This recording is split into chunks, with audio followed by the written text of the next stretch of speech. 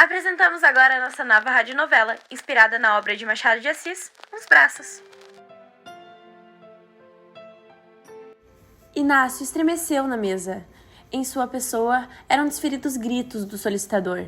Logo, Inácio recebeu um prato de comida e tratou de devorá-lo, ainda ouvindo os xingamentos contra si.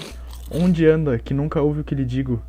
Hei de contar tudo ao seu pai, para que lhe sacuda a preguiça do corpo com uma boa vara de marmelo. Ou um pau, sim, ainda pode apanhar, não pense que não, estúpido, maluco. Inácio era um jovem de 15 anos, que vivia e trabalhava para o solicitador e doutora Severina, em troca de comida e abrigo. Ele erra as casas, vai um escrivão em vez de ir ao outro, troca os advogados, é o diabo. Deixe, amanhã hei de acordá-lo a pau de vassoura. Doutora Severina bateu seu pé no chão como o pedido que acabasse. Borges, o solicitador, esbravejou mais alguns xingamentos. Garoto estúpido, garoto inútil, não sabe fazer nada direito. Mas logo cessou. O pai do menino é barbeiro na Cidade Nova. Borges é um solicitador que ganhava muitas causas, por isso, a riqueza. Inácio, fora enviado por ser seu escrevente, agente, tanto faz, contanto que algum dia o menino consiga seguir o rumo de Borges. Enquanto Borges abarrotava-se de alface e vaca, interrompiam-se para um gole no vinho e continuava logo calado. Inácio ia comendo devagarinho, não ousando nem levantar os olhos do prato. Inácio nunca pôs os olhos nos braços de doutora Severina, mas de qualquer maneira, era culpa a doutora que trazia os mesmos nus constante. Usava mangas curtas em todos os vestidos de casa, meio palmo abaixo do ombro, dali em diante ficavam-lhe os braços à mostra. Doutora Severina, de pé, era muito vistosa. Andando, tinha maneios engraçados. Ele, entretanto, quase que só havia a mesa, onde, além dos braços, mal poderia mirar-lhe o busto. Não se pode dizer que era bonita, mas também não era feia. A mesma tinha seus 27 anos completos. Acabaram de jantar. Borges, vindo com um café, tirou 4 charutos da algibeira. Aceso o charuto, fincou os cotovelos na mesa e falou à doutora Severina de 30.000 coisas que não interessavam nada ao nosso Inácio. A única que passava em sua cabeça, além das análises dos quadros da sala de jantar, eram os braços de doutora Severina, quando o mesmo, sorrateiramente, olhava para eles, ou porque andava com eles impressos na memória. Homem, você não acaba mais, bradou de repente o solicitador.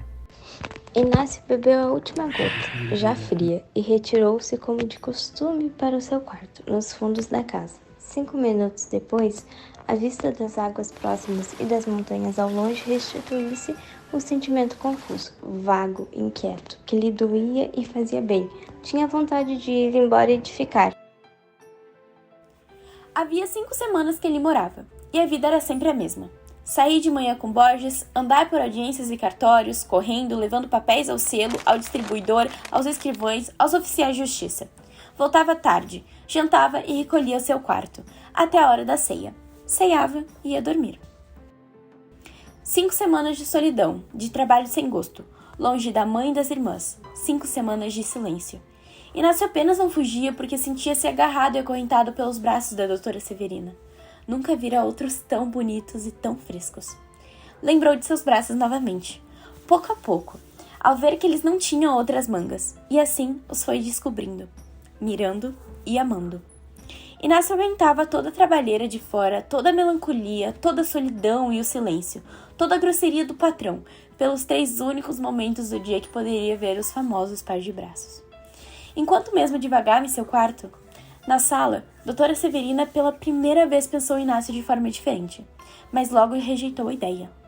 Uma criança! Criança? Tinha 15 anos, disse a mesma. A mesma recordou-se que ele já tinha um rascunho de buço, e recordou então os modos dele, os esquecimentos, as distrações, e mais um incidente, e mais outro. Tudo eram sintomas, e concluiu que sim. A noite caíra de todo. Ela ouviu o clique do lampião do gás da rua, que acabavam de acender, e viu o clarão dele nas janelas da casa fronteira. Borges, cansado do dia, pois era realmente um trabalhador de primeira ordem, foi fechando os olhos e pegando no sono, e deixou-a só na sala, às escuras, consigo e com a descoberta que acaba de fazer. Já nessa noite, Dona Severina mirava por baixo dos olhos os gestos de Inácio. Não chegou a achar nada. porque o tempo do chá era curto e o rapazinho não tirou os olhos da xícara. No dia seguinte, pôde observar melhor, e nos outros, otimamente, percebeu que sim, que era amada e temida. Amor adolescente virgem, retido pelos liames sociais e por um sentimento de inferioridade que o impedia de reconhecer-se a si mesmo. Dona Severina compreendeu que não havia recear nenhum desacato e concluiu que o melhor era não dizer nada ao solicitador. Severina passou a tratá-lo grosseiramente, já que era apenas uma criança, mas às vezes o sentimento batia em meu coração e lá estava a mesma, tratando o menino de forma carinhosa. A agitação de Inácio ia crescendo, sem que ele pudesse acalmar-se nem entender-se. Não estava bem em parte nenhuma. Acordava de noite pensando em Severina. Na rua, trocava de esquinas, errava as portas, muito mais que dantes. Um domingo. Nunca ele esqueceu esse domingo. Estava só no quarto, à janela, virado para o mar, que lhe falava a mesma linguagem obscura e nova de doutora Severina. Divertia-se em olhar para as gaivotas, que faziam grandes giros no ar, ou pairavam em cima da água. Estava cansado, estirou-se na rede, pegou um dos folhetos e começou a ler. Ao cabo de meia hora, deixou cair o folheto e pôs os olhos na parede, donde, 5 minutos depois, viu sair a dama dos seus cuidados. O natural era que se espantasse, mas não se espantou. Embora, com as pálpebras cerradas, viu-a desprender-se de todo, parar, sorrir e andar para a rede. Era ela mesma. Eram seus mesmos braços. É certo, porém, que doutora Severina tanto não podia sair da parede. Doutora Severina estava à sala de frente ouvindo os passos do solicitador, que descia as escadas. Após ver que o homem saiu, a mesma parecia fora do natural, inquieta, quase maluca. Saiu da sala, atravessou o corredor e foi até o quarto do mocinho, cuja porta achou escancarada. Recuou ainda, depois voltou. Olhou 2, 3, 5 minutos ou mais. Uma criança, disse ela a si mesma. Tinha um sono duro a criança. O rumor que abalará tanto não o fez sequer mudar de posição, e ela continuou a vê-lo dormir e talvez sonhar. A figura de Inácio do sonho de Inácio, vindo do mar ou de outra parte, entre gaivotas ou atravessando o corredor, com toda graça robusta, inclinava-se, pegava-lhe outra vez das mãos e cruzava ao peito os braços, até que, inclinando-se, ainda mais, muito mais, abrochou os lábios e deixou-lhe um beijo na boca. Aqui o sonho coincidiu com a realidade, e as mesmas bocas uniram-se na imaginação e fora dela. A diferença é que a visão não recuou, e a pessoa real tão depressa cumprira o gesto, como fugiu até a porta, vexada e medrosa. Dona Severina não acabava de crer que fizesse aquilo. Parecia que embrulhara os seus desejos na ideia de que era uma criança namorada, que ali estava sem consciência nem imputação. E meia mãe, meia amiga, inclinara-se e o beijara. Fosse como fosse, estava confusa, irritada, aborrecida, mal consigo e mal com ele. Inácio dormiu ainda muito, e só acordou para jantar. Sentou-se à mesa lépido. Doutora Severina estava calada e severa, e o solicitador tão ríspido como nos outros dias. Nem a rispidez de um, nem a severidade de outro podiam dissipar-lhe a visão graciosa que ainda trazia consigo de seu sonho.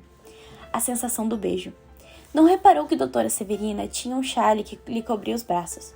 Reparou depois, na segunda-feira, e na terça-feira, e na quarta, até sábado, que foi o dia em que Borges mandou dizer ao seu pai que não podia ficar consigo.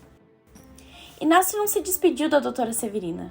Na verdade, o mesmo não entendia a despedida, nem a completa mudança da doutora Severina em relação a ele, nem o chale, nem nada.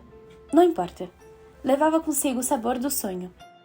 E através dos anos, por meio de outros amores, mais efetivos e longos, nenhuma sensação chegou tão perto quanto naquele domingo, na Rua da Lapa, quando ele tinha 15 anos. Ele mesmo exclama às vezes, sem saber que se engana. E foi um sonho, apenas um sonho.